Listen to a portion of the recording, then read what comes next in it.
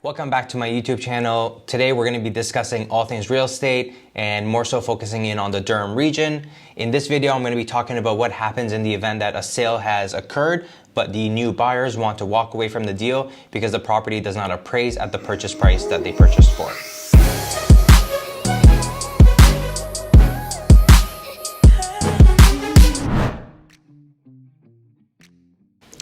So, as you're aware, prices from March to April have dropped in the Durham region. If we take a look at this chart, overall the Durham region has dropped by 6.4%, Pickering 8.9%, Whitby 8.9%, Oshawa 7.3%, and Clarington 4.6%. This narrative is fairly similar across the board in the GTA. If we take a look at this new chart, as mentioned, Durham is down 6.4%, York is down 5.9%.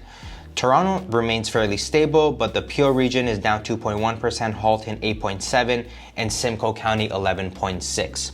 So, as prices decrease, we know that there's going to be appraisals that come in lower than what some people have purchased properties for.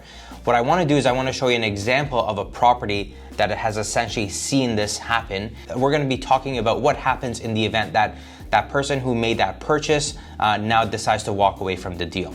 So let's just jump right into it. We're going to be talking about a property in the Clarington area. So if you take a look at the chart here, this property sold for $1,035,000 on February 7th, 2022. Now, we can argue that in February, this property was sold for a premium because this is a detached three bathroom property. I would argue that this property was on the higher end. And if we take a look at some of the pictures, it was staged properly, it was advertised properly. So it perhaps justifies why it was sold for so high in February. But as we know, March rolls around, interest rates start going up. And then subsequent in April, we also see the impact of the interest rates coming into market and the market absorbing the lower interest rates. So we start seeing prices decrease. And this property was set to close at the end of April. And from speaking to the agent who sold this property, I found out that the new buyers decided not to pursue the sale or the purchase for that matter, and decided to walk away from the deal. This property was then later sold in May 9th, 2022 for $850,000. So if we quickly take a look at the calculator, that is a decrease of $185,000.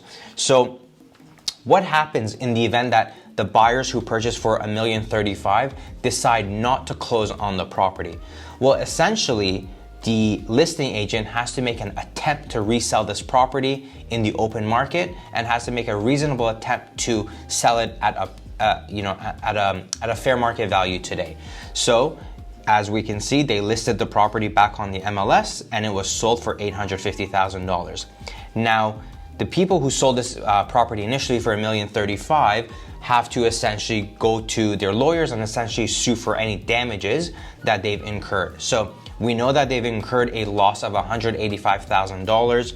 So they're potentially going to be going for that full amount of the $185,000.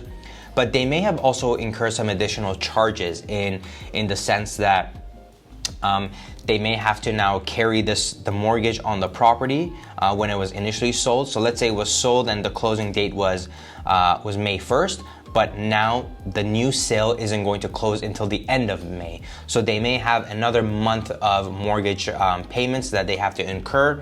Now that they've sold the place, they may not have the funds in order to go ahead and close a property that they have purchased. So they may have to perhaps take out a private loan to be able to go ahead and close on the property that they've purchased.